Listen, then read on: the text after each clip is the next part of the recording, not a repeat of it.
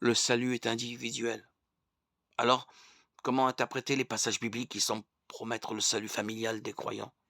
Comment réconcilier la nécessité d'une foi personnelle pour être sauvé et des versets comme Acte 11, 14?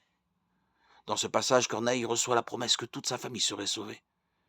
D'abord, comme pour tous les passages bibliques, le genre littéraire du livre dans lequel il se trouve doit être pris en compte. Le passage dont il est question ici se trouve dans le livre des Actes, qui est un récit historique d'événements réels. Un principe d'exégèse biblique est qu'un événement donné ne s'applique pas forcément dans n'importe quelle situation.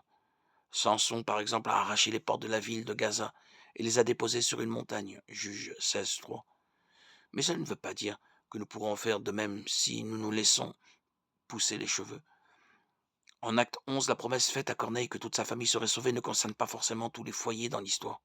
Autrement dit, Acte 11, 14 est une promesse spécifique adressée à une personne spécifique à un moment précis.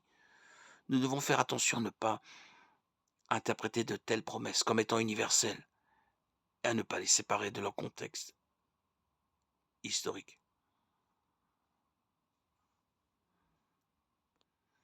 Il est à noter que la manière dont Dieu a accompli sa promesse à Corneille est importante.